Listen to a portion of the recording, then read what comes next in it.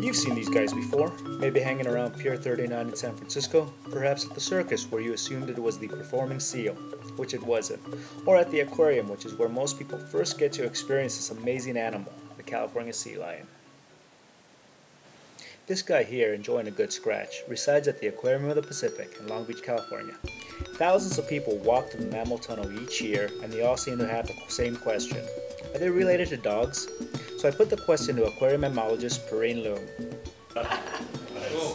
Alright, these animals are very similar in a lot of ways to dogs. Their intelligence level is very similar, as well as the way that their mouths are, the way that they move around. And a lot of times when we're interacting with them and we're doing training sessions, it's very similar to what you would be doing with your dog. You can't be quite as playful with them per se, because they are not domesticated animals, but they interact with you very well. They're very gregarious and curious animals.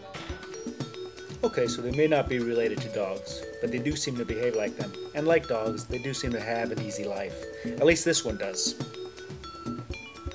So what's the difference between a seal and a sea lion? This is a seal. They're smaller, fatter, they tend to be gray and not have ear flaps. This is a sea lion. This is a seal. Got it? Next, we're off to the Channel Islands off the California coast, where we're eager to meet these animals in their natural habitat.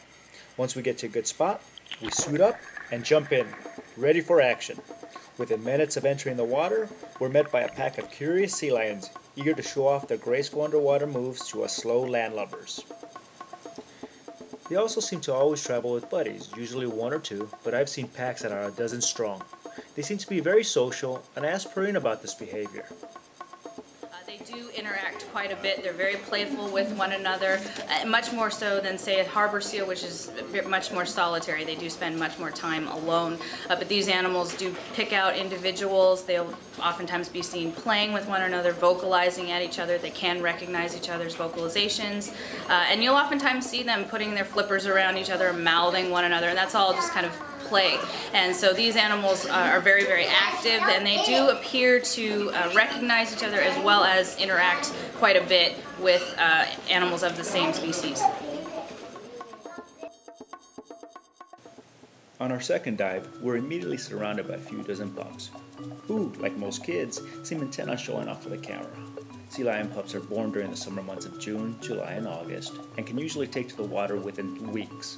They're born with a dark brown coat, which they molt in 4 to 5 months and replace it with a light brown or silver coat like these guys have. Sea lion pups are a fearless and curious bunch.